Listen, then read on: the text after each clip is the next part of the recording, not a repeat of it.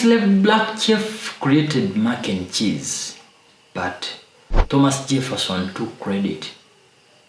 Macaroni and cheese, also called mac and cheese in the United States, is a dish of cooked macaroni pasta and a cheese sauce.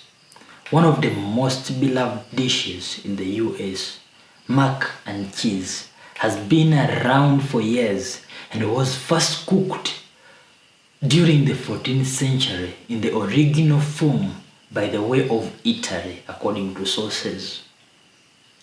The mac and cheese Americans know today is often credited to Thomas Jefferson, the third president of the US. However, the dish was actually created by Jefferson's enslaved black chef, James Hemings.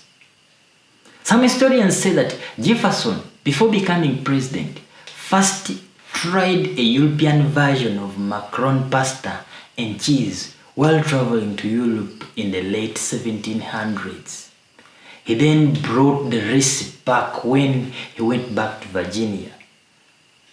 But what those historians did not include in that is an enslaved man who traveled with Jefferson. That enslaved man, Hemings, was his chief. It was Hemings who introduced the version of mac and cheese Americans know today. But Jefferson and his wife Martha took the credit, with the recipe eventually being included in America's first cookbook, The Virginia Housewife and the White House Cook by Mary Rudolph in 1874. With superstar chefs who always bring the heat of the kitchen with brilliant cooking methods and flavors, America's cuisine has experienced great transformation. In recent times, influential black cooks like B. Smith, Ron Rupert, and Carla Hale, who have greatly influenced America's food game, have been getting the credit they deserve. But before these big names were Hemings and his brother Peter, who were slaves of Jefferson and who are believed to be America's real first black celebrities, or to say black celebrity chefs. Hemings, who would pass on his culinary knowledge to his young brother Peter, prepared lavish meals for America's founding father at Monticello, Jefferson's Virginia plantation. Essentially, the two brothers worked for very famous men, having been related to them.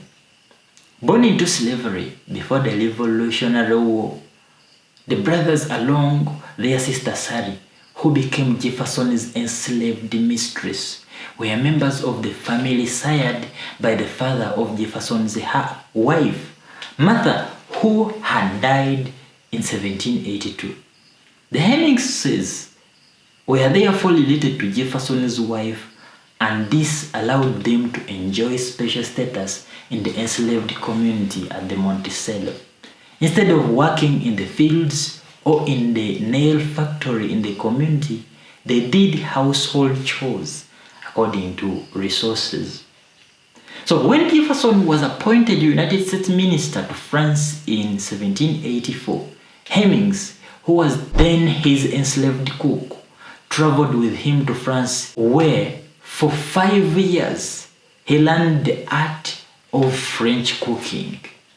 At the time, it was illegal for French citizens to own slaves, and anyone who visited the country with slaves ought to register them. Jefferson never registered Hemings. Realizing he was technically a free man, Hemings knew he could sue for his freedom under French law and stay behind.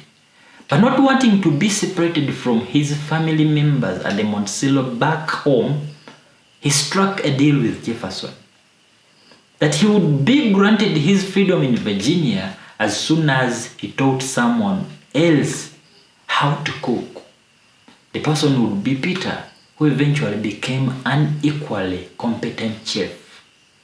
Peter Hemings was 24 years old when his older brother James taught him how to cook in the French style he had learned while serving Jefferson in Paris.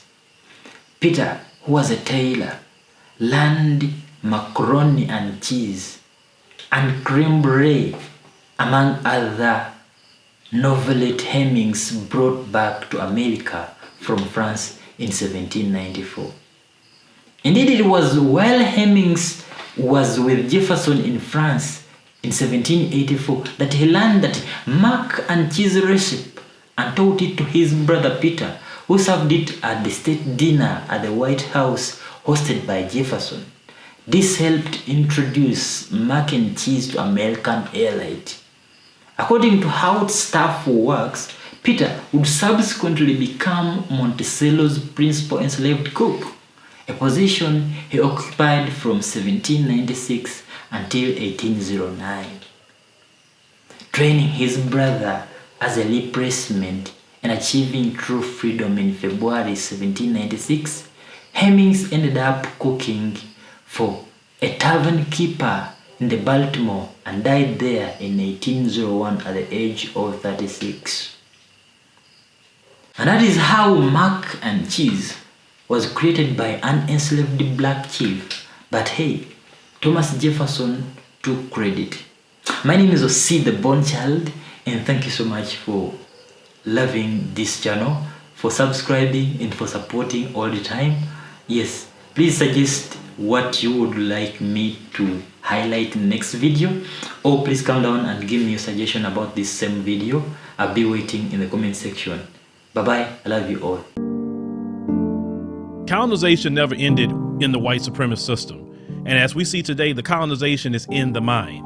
Now, those who have been enslaved and those who have been colonized, we're still dealing with the remnants of that through the colonization of the mind. Pick up my book, 7 Steps to Decolonize the Mind, and we will help deprogram you from the colonization that was put upon you by generations and generations of white supremacy. You can pick it up today on Amazon.com.